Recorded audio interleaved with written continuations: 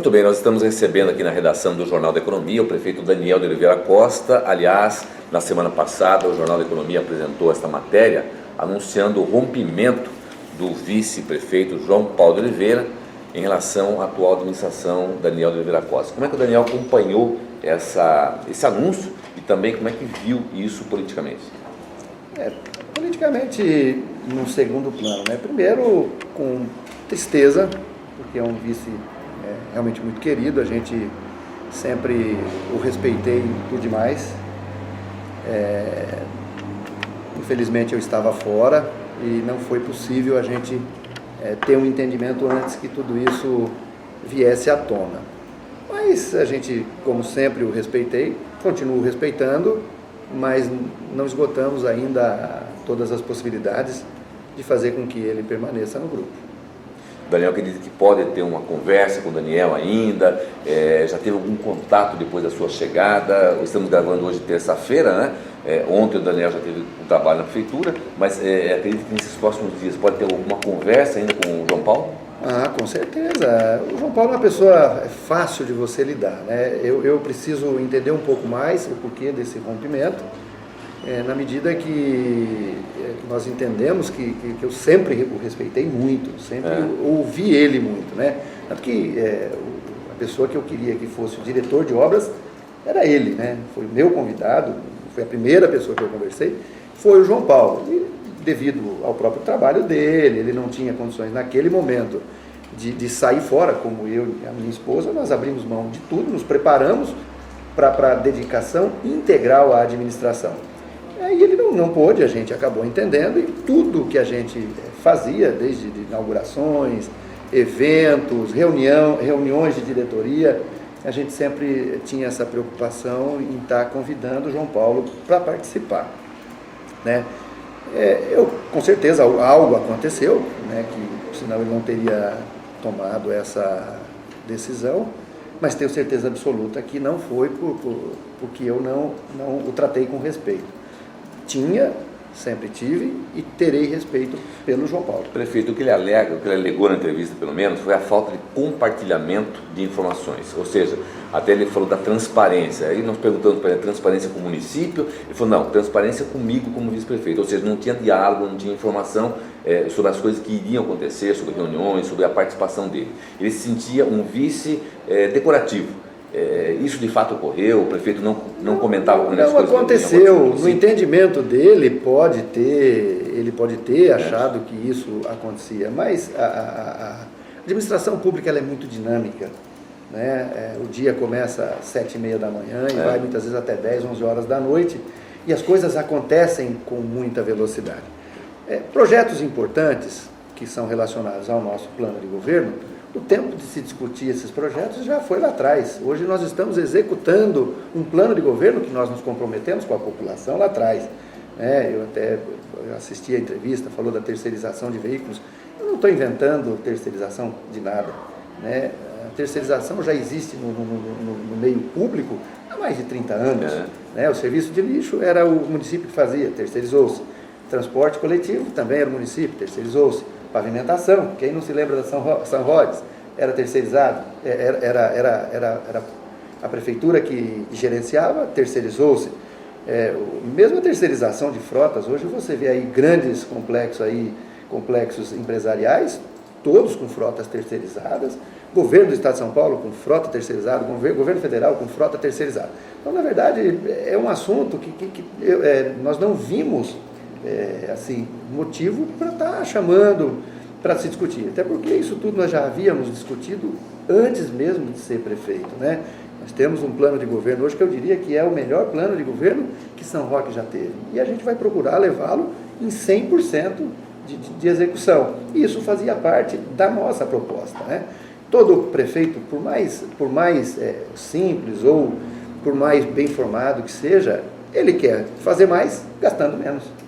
Porque o prefeito só consegue ficar bem na medida que ele consegue mais. Agora, jamais faltou transparência nesse sentido, de estar mostrando a ele o que nós íamos fazer, o que nós não íamos fazer, né? E na entrevista eu vi que ele estava muito tranquilo, É uma situação que nos chateia pelo tanto que todos gostam dele na equipe.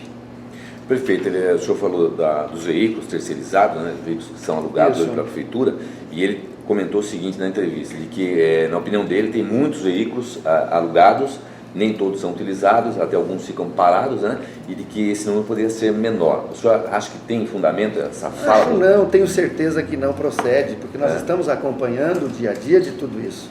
A nossa frota chega próximo a 500 veículos. E nós terceirizamos apenas 10% da frota. Justamente aqueles veículos que dão mais despesa para o município.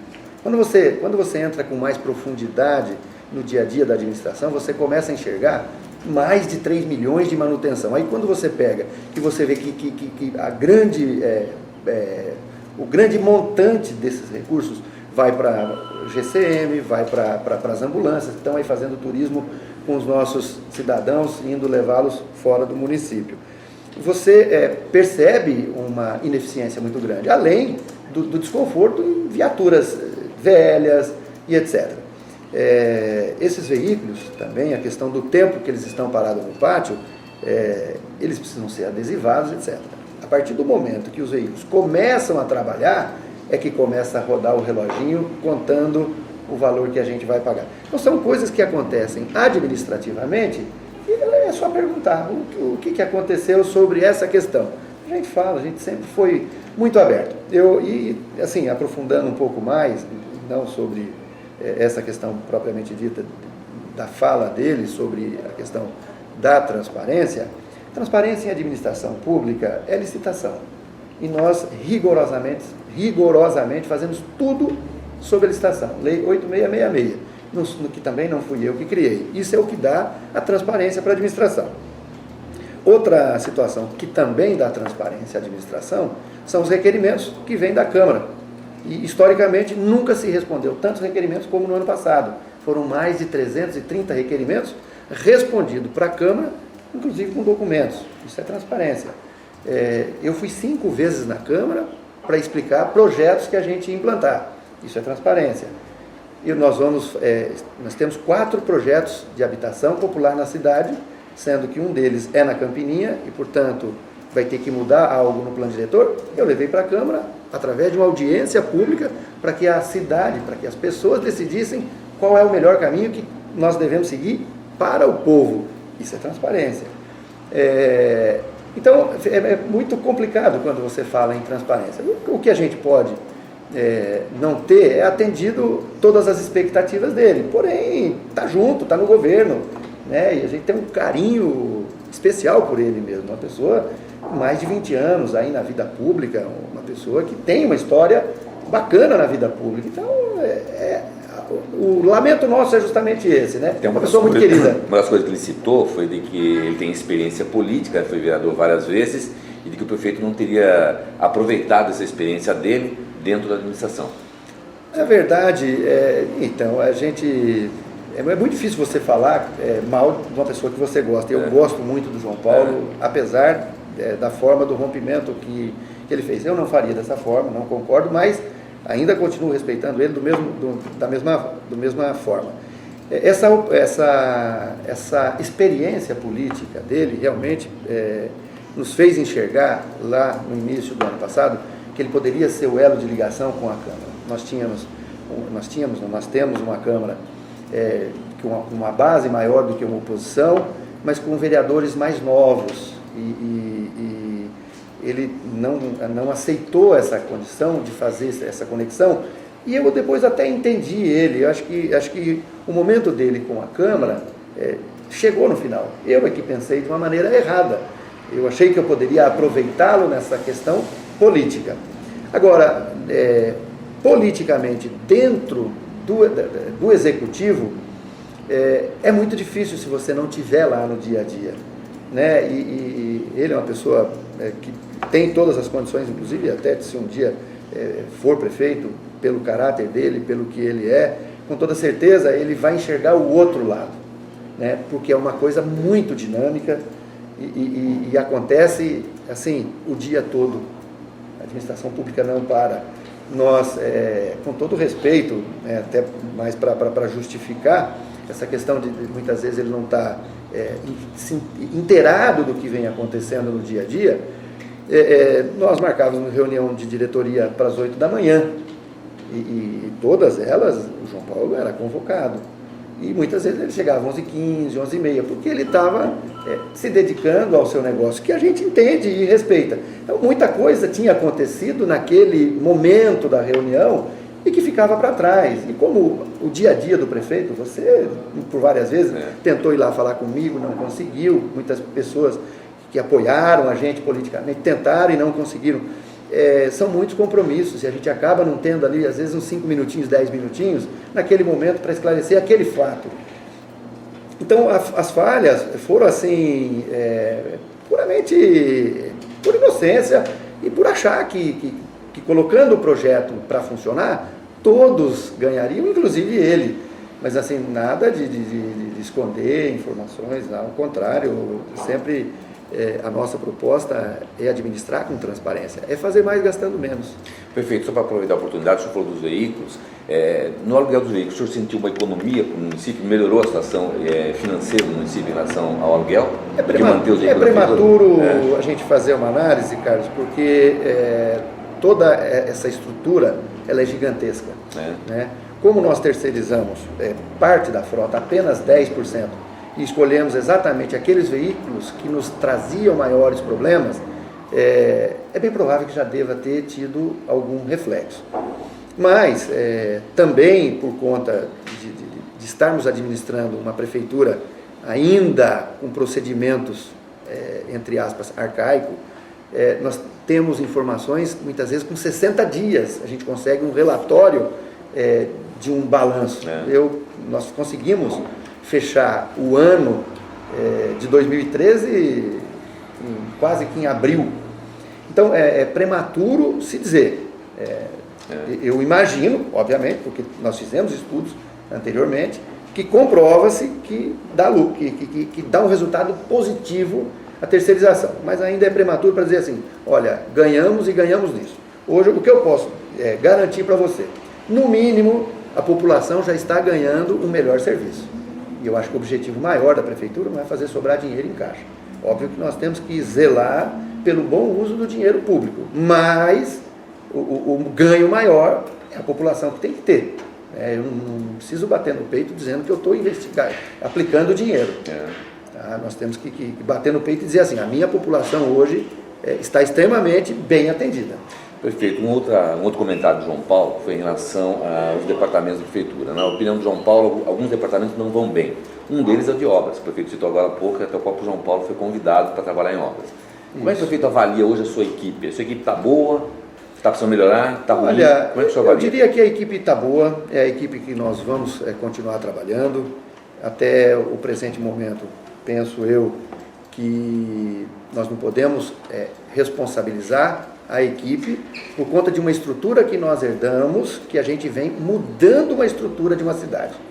Né? A cidade era gerenciada de uma forma, hoje ela vem se preparando, e eu tenho dito isso com bastante firmeza e frequência, nós estamos preparando São Roque para o futuro.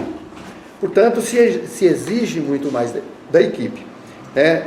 E a nossa visão é cada vez mais diminuir o tamanho da máquina e realmente terceirizar alguns serviços para se ganhar eficiência, como a coleta de lixo, com certeza a terceirização melhorou, como serviço de iluminação melhorou, né? Nossa cidade hoje está mais iluminada, está mais sinalizada, você consegue ver isso hoje, está mais limpa, tá? E isso são serviços terceirizados. De uma certa forma você enxuga o tamanho da máquina e por conta disso você fica num determinado espaço de tempo com uma equipe um pouco abaixo do que a necessidade dela precisa. E você tem que saber o momento certo de se investir numa terceirização.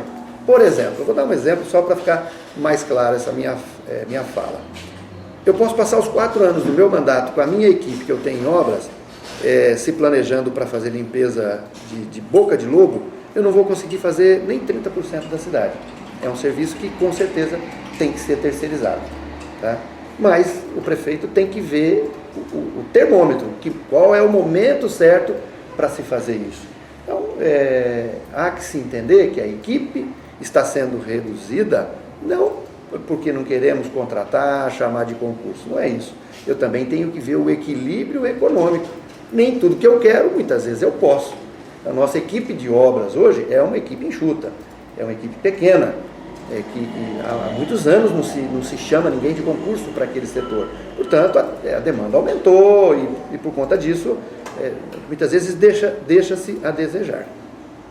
A lamentação dele foi, eu percebi muito mais, por conta do departamento de obras, né?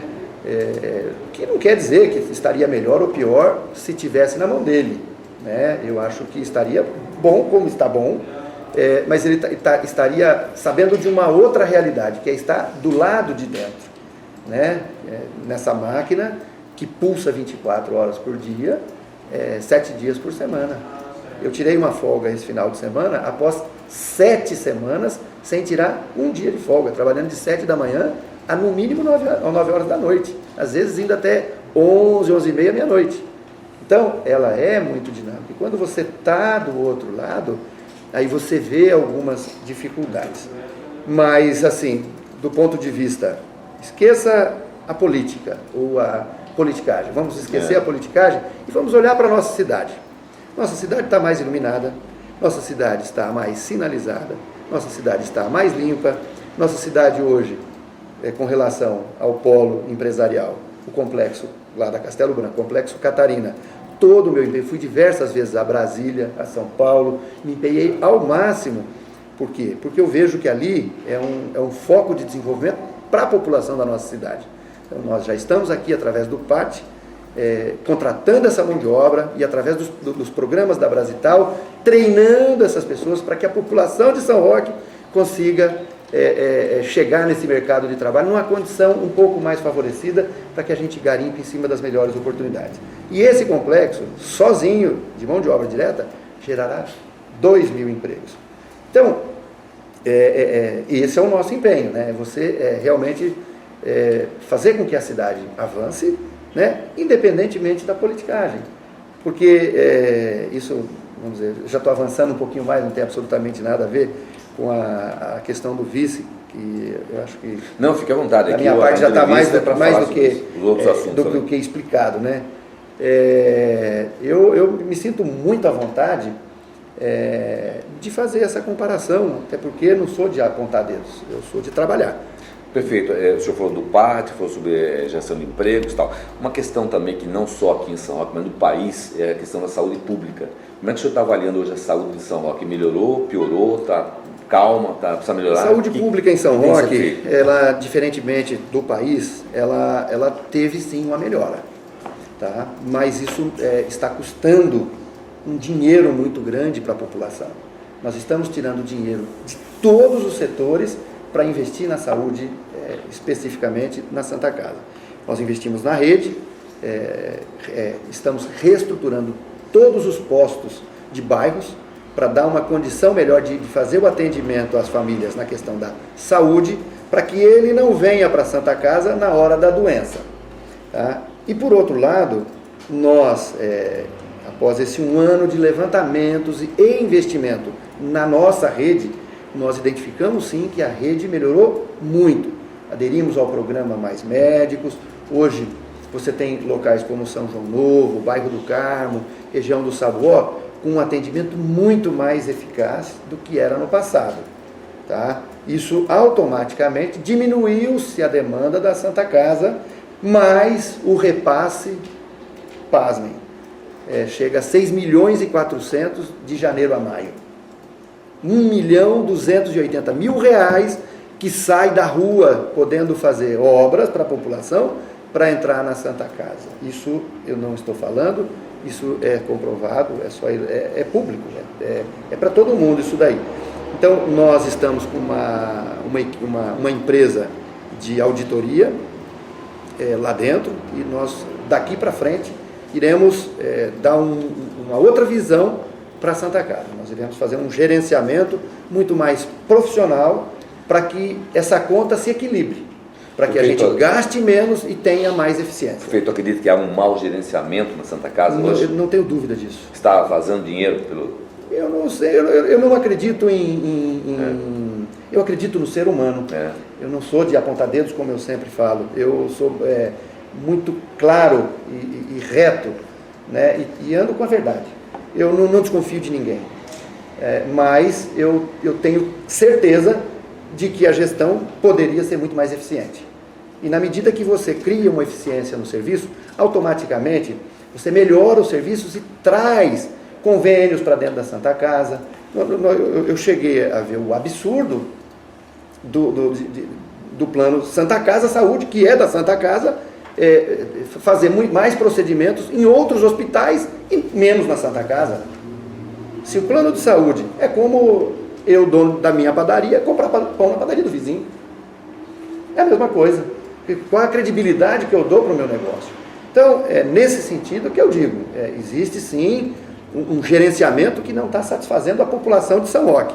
E quando eu entro lá nas redes sociais e eu vejo uma pessoa reclamando que foi passar lá pelo Santa Casa Saúde e não tinha um pediatra, eu sabendo que mandei 1.280.000 naquele mês para ir para a Santa Casa, para ajustar a questão econômica deles, que eu tirei da cidade, né? Tirei do ponto de ônibus, que eu tirei do tapa-buraco, que eu tirei da roçada, que eu tirei da limpeza do rio, que eu tirei muitas vezes de coisas importantes, e eu fico triste, porque... Aliás, as reclamações são constantes, o jornal recebe sempre reclamação, né? Exatamente.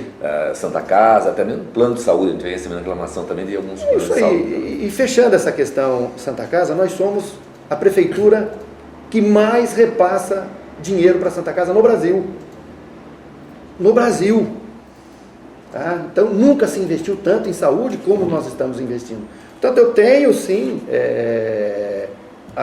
o direito de entrar com a gestão mais eficiente. Porque, senão, pode não ser comigo. Mas lá na frente, vai chegar num ponto que os próximos prefeitos não vão ter dinheiro para administrar a cidade, porque está investindo tudo na Santa Casa. É exatamente o caminho que nós estamos seguindo. Né? O que a lei determina é que se invista 15% do orçamento em saúde. Nós já estamos passando de 25%, chegando a perto de 30%. Aí você começa a fazer as contas, 1.280.000 vezes 12 meses, passa de 15 milhões só na Santa Casa. Então, é muito dinheiro. Então, você tem que ter, se você tem uma resposta, eu não acho errado colocar o dinheiro lá.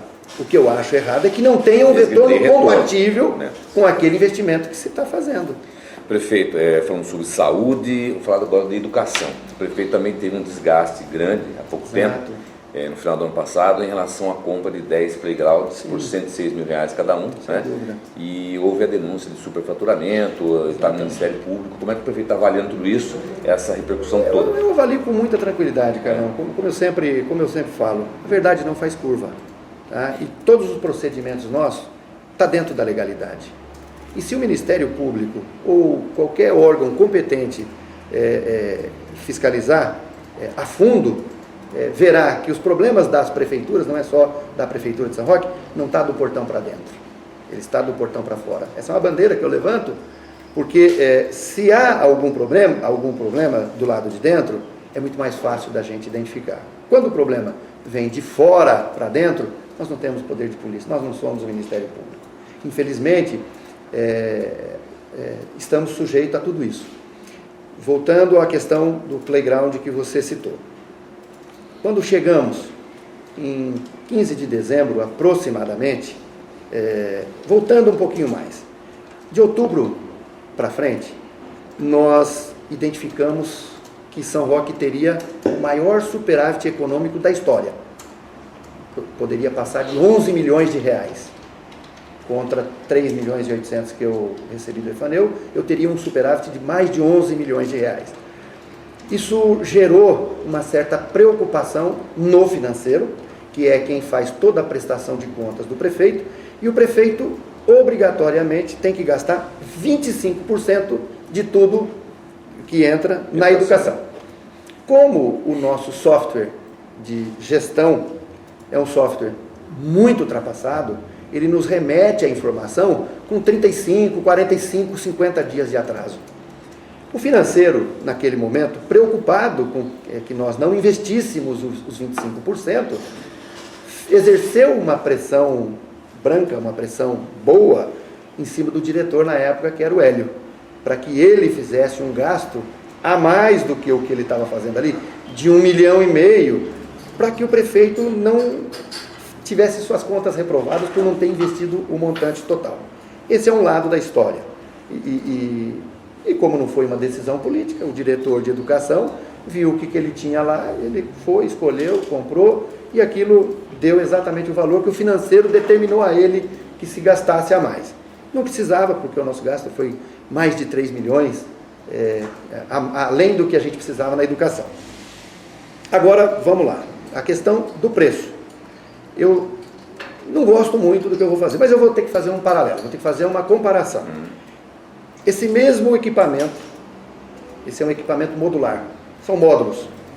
Um módulo é um valor, 2 módulos, 2, 3, 4, 5, 6. Esse equipamento todo que o Hélio comprou, que o diretor de educação comprou,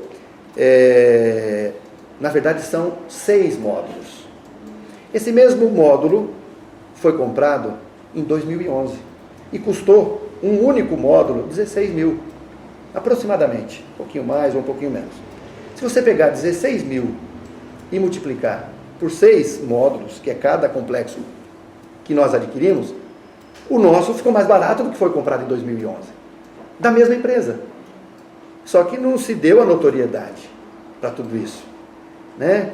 Nós não tínhamos vereadores naquela época, talvez um se levantava para questionar, 2, mas não passava de 3. E hoje tudo vem à tona. Será que não é o momento de nós refletirmos? Que transparência nós queremos? Qual é a transparência que nós queremos? Será que outros procedimentos que eram feitos no passado tinha o destaque que tem hoje? Será que a mudança do plano diretor da Castelo Branco, que foi feito da noite para o dia, será que foi tão divulgado para a população? Que transparência que nós queremos? Será que a compra da Maria Fumaça foi aberta para que o povo decidisse em comprar sem ter sequer a estrutura ainda preparada? Que transparência nós queremos? Será que a população ficou sabendo de que maneira o prédio da Esfera foi feita uma doação? Qual é a transparência que nós queremos? Né? É que hoje é um playground que custou 100 mil, e se fosse uma decisão política, eu não teria comprado 10 playgrounds, eu teria comprado 30 playgrounds de 33 mil, que daria os mesmos 1 milhão, e eu atenderia todas as escolas. Tá? O fato é que o diretor, por inocência, falou, eu quero esse aqui que é o melhor, é o mais bonito, é o melhor, é o mais completo. E foi esse valor. Até porque, prefeito, esse valor, se fosse utilizado numa reforma da escola, não seria mais eficaz, não seria mais interessante para a administração? Seria uma maravilha. A primeira pergunta que eu fiz para o meu diretor na época, isso não pode virar salário para os professores, não pode virar um 14º? Ele falou, não, esse dinheiro tem que ser gasto para isso. Então, deixou a gente de mãos atadas. A reforma do prédio, como você falou, seria ótimo também, mas não havia tempo para aquilo, porque você tinha que fazer o uso desse dinheiro no exercício. E o processo de licitação de uma obra, ele é muito complexo. Muitas vezes aí 2 meses, 3 meses, se não tiver ninguém que entre com recurso. Nós estamos com um problema lá na escola Juca Rocha, questão de 6 meses, 8 meses atrás, colocaram fogo na escola. Agora que existe uma empresa que vai lá para fazer essa obra. Então não daria tempo da gente executar todo esse processo. E eu correria o risco de ter uma improbidade administrativa por não ter investido os 25%. Mas a questão de superfaturamento, mais uma vez eu posso lhe garantir, existe um procedimento chamado licitação. Dentro da prefeitura não entra nada que não seja licitação. Lei 8666. Então é feito um edital que vai para o Brasil inteiro. Qualquer um pode participar. Se o Carlos Melo tivesse uma empresa que fabrica parquinhos, você poderia estar lá dentro. Aliás, todos os cidadãos podem ir lá, qualquer dia na prefeitura, todos os dias praticamente, tem licitação. Pode ir lá acompanhar para ver como que é feito. Ali não tem o que se fazer. Você tem simplesmente que seguir o que determina a lei. Quem entrou do portão para dentro para participar, aí o prefeito, o pregoeiro, ninguém tem mais o que fazer. né? É aberto. Então, se veio um, se veio dois. Tem uma obra aqui, eu vou dar um exemplo, a obra da Bandeirantes. Apareceu um único concorrente. Que foi a empresa que já fez o trabalho na cidade. Pergunta se eu gostei ou se eu não gostei. Eu adorei. Porque já é uma empresa daqui da cidade, eu gostei, mas poderia ter ido 10, 15. E quando é que retoma essa obra, prefeito? Eles já estão mobilizando o pessoal. Hoje em dia a mão de obra... Cara, é uma grande reclamação dos moradores da Bandeirantes aqui, sem calçada, ruas sem calçada, prédio abandonado. O que nos resta, nesse caso especificamente, é lamentar, assim como o das casinhas do Lago dos Patos, lá no Goiânia, é lamentar a empresa, no momento que participa de uma concorrência, ele joga o preço lá embaixo, ganha, depois não aguenta segurar a obra. Que foi exatamente o que aconteceu. A empresa quebrou, aí todo o processo para você retirar essa empresa, fazer todo o fechamento de contas, contratar uma nova empresa, é o tempo que demorou.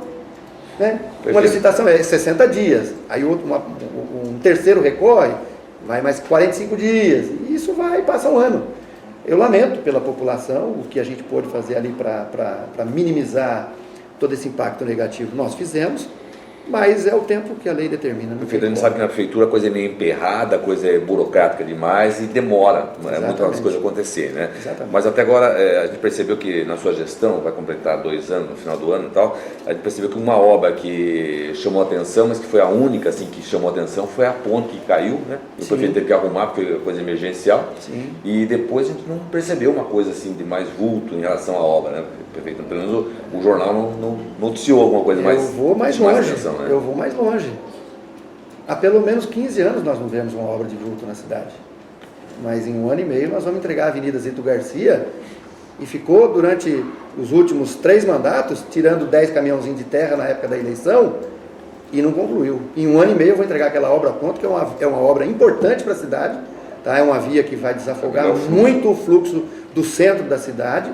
E nós vamos inaugurar essa obra em 1 ano e meio. Semana que vem vocês receberão o convite. Eu diria que nos últimos 15 anos é a maior obra que está sendo entregue para a cidade. As 2 maiores, que é a ponte. Que partiu. Que é a ponte que caiu dia 28 de dezembro de 2012. Portanto, não era eu o prefeito, mas eu já estava lá na avenida trabalhando. Porque não caiu tinha... no finalzinho da gestão do Efoneu. Eu fazia uma entrevista no gabinete do Efoneu, quando ele recebeu um telefonema, caiu a ponte, né?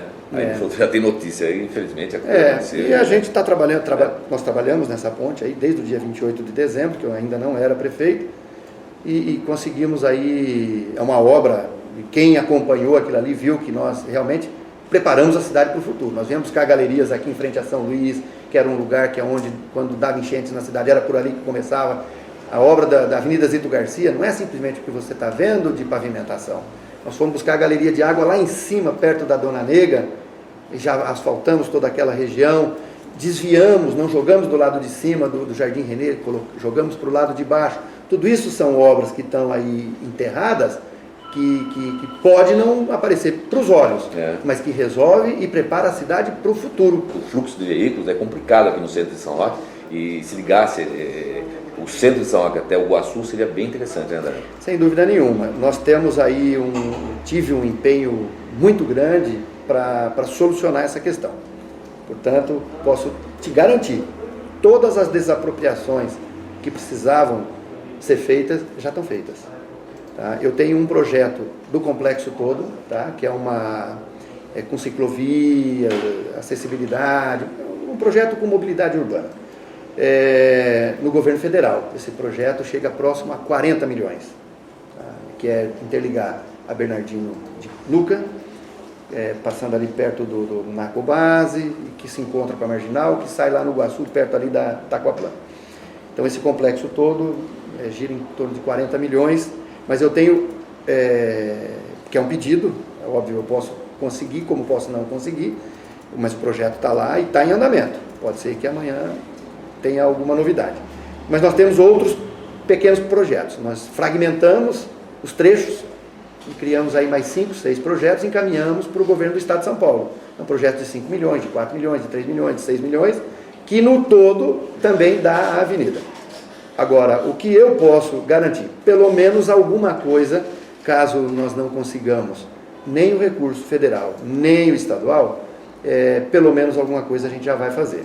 Então, a última rua lá do Santo Antônio, que é acho que Sabatina ao Seste, se eu não me engano, ali já por esses dias já vai ter da poeira, já vai ter por esses dias já vai ter a licitação e é quase certeza, não é uma promessa, mas é um compromisso, eu devo levar ela até a Supertintas saindo no Iguaçu. Então toda a região do Santo Antônio, Quebecville, Planalto Verde já pode sair por trás, já bem interessante, desafoga um pouco aqui. Uma que é certeza absoluta que eu vou fazer é saindo ali do Seu Geninho e saindo pela escola cooperativa. Automaticamente, você ali tem um problema muito sério por conta da escola, etc. Você pode fazer uma mão só, entrando e saindo pela marginal, aqui atrás do posto Castro e pegando a marginal tranquilamente. Um lado só, porque uma obra muito complexa quando você envolve os dois lados do rio, aí encarece muito mais. Então, analisando por esse ângulo, essas são as grandes obras que São Roque está tendo nos últimos anos, nos últimos 15 anos. Né? Preparando a cidade para o futuro. É uma grande obra que o seu Zito fez, que foi os muros da marginal as paredes da marginal que estava caindo, o Efaneu veio e pintou, mas de obras para a cidade, realmente, nós não vimos. Tá certo. Estou certo ou estou errado? Não, isso de fato aconteceu. É só olhar para a cidade. Nós não... Que a marginal caiu aos pedaços, né? O Zito conseguiu fazer. O Efaneu veio e pintou, parecia que era ele que tinha feito e tal. Mas nós não tivemos grandes obras na cidade. Agora, Daniel, o senhor está sempre mantendo contato com o governador já veio várias vezes para São Roque fazer campanha, sabe que a vinda dele é para campanha política, né? Agora, Daniel, a Raposo Tavares, o jornal está cansado de cobrar do governador e ele nunca dá uma resposta positiva para a gente. De Vargem Grande Paulista até Sorocaba, nós vamos ter uma duplicação. Exato. O senhor se compromete em continuar cobrando isso do governador, aliás, junto com os prefeitos da região, porque não adianta o prefeito cobrar sozinho, né? 100%. O jornal levanta essa bandeira, nós vamos continuar cobrando, aliás, quando o governador voltar a São Roque, nós vamos continuar cobrando isso dele. Com certeza. Vamos dizer, coloque-se no lugar do governador. É uma obra que é de interesse dele também. Politicamente é bom, ele tem assim um eleitorado muito forte nessa região e fortaleceria muito mais o projeto dele. Mas não depende só dele. É uma empresa, é uma terceirização. É claro que ele tem o poder de fiscalização e cobrança. Você entendeu?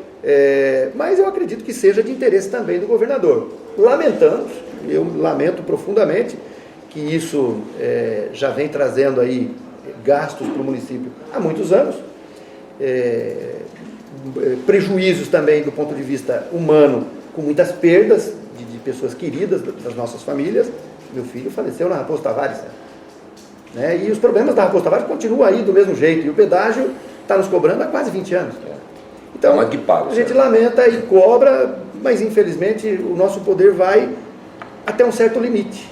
Né? O que eu me comprometo é me empenhar ao máximo, como me empenhei no ano que passou e continuo empenhado.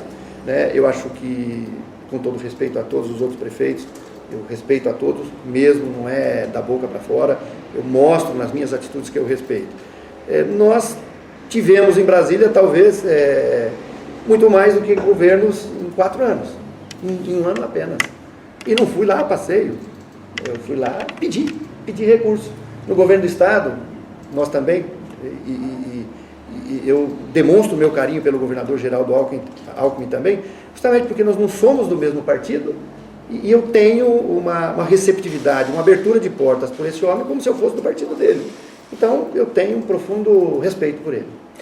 Prefeito, aproveitando a oportunidade para finalizar a nossa entrevista, a Exam realizou recentemente uma reunião com empresários, também com políticos, convidou os vereadores de São Roque, para falar um pouquinho do sistema SESI de ensino. Aliás, Mairink já aderiu ao sistema SESI de ensino nas escolas públicas, né? Em São Roque, infelizmente, até o momento não aconteceu isso. Nenhum vereador de São Roque apareceu na reunião. Nenhum vereador. Inclusive, o presidente, o senhor Marreiro, foi convidado, ele confirmou que iria, também acabou não aparecendo. Como é que o senhor avalia a questão do sistema SESI de ensino e se São Roque poderá ter futuramente esse sistema? Olha, Carlos, nós tivemos aí uma situação, até nós nos empenhamos no início do ano passado para implantar. Aliás, eu lembro que o Daniel comentou isso, até falou que era uma promessa sua de campanha, isso. A coisa estava fluindo.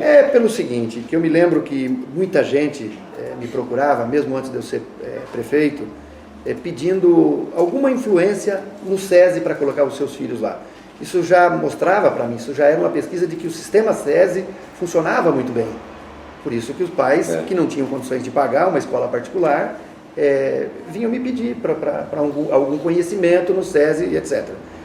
Por conta disso, procurei me aprofundar um pouco mais, e o sistema SESI foi implantado aqui, no projeto piloto na cidade de Duartina, e eu tive a oportunidade de conhecer o ex-prefeito e o prefeito. Ganhou um prefeito de oposição, e eu não me lembro, não me recordo o nome dele, mas eu tive num congresso com ele, e ele me disse o seguinte, eu falei aí para ele, prefeito, e a educação lá? Ele falou, maravilhosamente bem, nós estamos indo muito bem, o IDEB está crescendo, e para você ter uma ideia, prefeito, ele dizendo a mim, eu mantive exatamente a mesma equipe, eu não mexi em nenhuma peça, porque o time que está ganhando não se mexe. E foi um projeto piloto do sistema SESI. Nesse momento eu falei, bom, vamos trabalhar para que isso aconteça no nosso município. E início de mandato, o diretor Hélio, também aprendendo, a educação é muito grande, ela representa 60% de toda a administração pública. Ficou um pouco receoso, talvez não teve a visão que deveria ter tido, e por conta disso os vereadores, inclusive os da base também, não sentiram aquela força para implantar. Mas eu acredito que se eles conhecerem o processo, com certeza podemos implantar sim, porque é um sistema que já funciona. Nós não seremos cobaia, já funciona. Então só um detalhe assim, eu gostaria que o prefeito continuasse insistindo em implantar o sistema SESI de ensino, até uma reivindicação do jornal, para que tenhamos mais educação no município, né? E que os vereadores conheçam um pouquinho mais também do sistema SESI, que eles possam buscar. O fato deles não terem ido, Carlos, eu vou numa defesa aqui, a nossa vida é de muitos compromissos. A vida do prefeito, a vida do político. Por incrível que pareça, eu tinha um desejo muito grande de chegar onde cheguei, tinha uma visão administrativa, porque sempre administrei, mas a demanda de compromissos, na medida que você vem com a proposta de abrir, ela se agiganta. E se agigantou para o prefeito, também se agigantou para os vereadores. Especialmente eu concordo com isso, mas eu acho que é importante, vocês não podem ir no compromisso, que pelo menos eles busquem a informação sobre como é que funciona o sistema, porque afinal de contas eles estão lá para legislar, criar leis e fiscalizar o executivo. Né? Sim, eu acho que é uma questão que nós podemos até, me comprometo a agendar uma reunião lá no próprio gabinete, convidamos todos eles, convidamos o pessoal do SESI e fazemos uma apresentação para todos eles, inclusive os de oposição, são 15. Eu acho que sem nenhum problema, com a presença da imprensa. Gostaríamos de ir. Não, vamos fazer. Prefeito, queria agradecer demais sua visita aqui ao jornal, nós falamos aqui sobre vários assuntos, o principal, pelo menos o motivo que veio aqui o prefeito para conversar conosco, foi em relação ao rompimento do João Paulo, né? A dupla João Paulo e Daniel acabou rompendo, mas o prefeito parece que não quer ficar entre tapas e beijos, né? E vai tentar chegar junto com o João Paulo para que a coisa possa melhorar novamente a relação entre vocês. Pelo menos se o João Paulo não ficar no governo, a relação que fique melhor também, porque a cidade ganha com isso também, né, prefeito? Com certeza. Queria agradecer a sua visita. Eu agradeço, quem agradece sou eu, novamente aí pela oportunidade do Jornal da Economia, a gente percebe o trabalho sério que é feito nesse jornal, pode contar conosco, mas eu finalizo a minha frase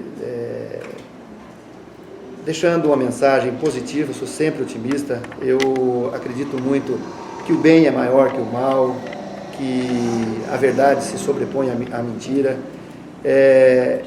e que é uma questão momentânea. Eu acredito que o João Paulo irá refletir um pouco mais sobre essa questão, e nós estamos aí de braços abertos para recebê-lo. Eu não tive absolutamente motivo nenhum para esse rompimento, nós não estamos entre tapas e beijos, ao contrário, eu assisti a entrevista que ele deu, eu percebi que ele, em todos os momentos, ele fez questão de me poupar. Agradeço a ele por esse respeito e esse carinho também, é recíproco. Ele cita sempre que a relação entre ele e o prefeito sempre foi boa, porém, segundo... Alguns departamentos não atendem ele.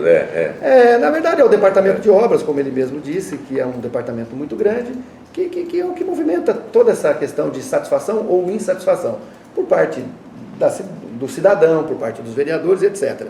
Mas é uma coisa pequena, o João Paulo é muito maior do que tudo isso, e eu não tenho dúvidas de que as portas estão abertas para ele também, e da mesma forma que eu sinto, com toda certeza, pela entrevista dele, que ele também deixou o coração dele aberto. Né? Foi alguma coisa, eu vou me aprofundar um pouco mais, mas quero dizer que eu não considero que ele está fora, ele vai continuar como vice até o final do mandato.